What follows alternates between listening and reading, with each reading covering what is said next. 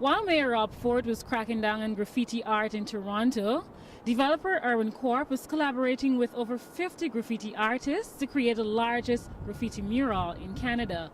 The wall you see behind me was once a battleground where graffiti artists would strand their stuff. Today, it's an historic landmark in the Parkdale area under the name the Reclamation Project.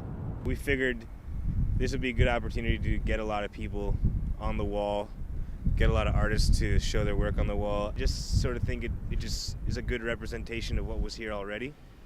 And the fact that a lot of these buildings that used to be artist buildings and artist lofts are now gone, this is kind of a nice way to preserve some of that that's lost. According to Gabrielle, the wall will look just as new for the next 5 years. When asked if there is a fear of the wall being vandalized, he says he's not worried about that.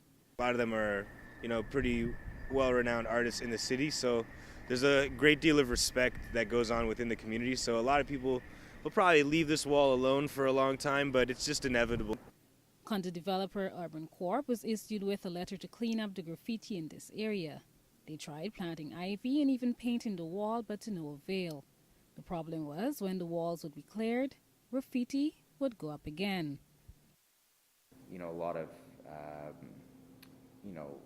just blank walls have been tagged or spray painted by vandals or artists or whatnot. And a lot of property owners are now working with graffiti artists to create murals in the hopes that other graffiti artists won't spray paint over top of that, and they've been very successful so far. It's just time will tell how that holds up.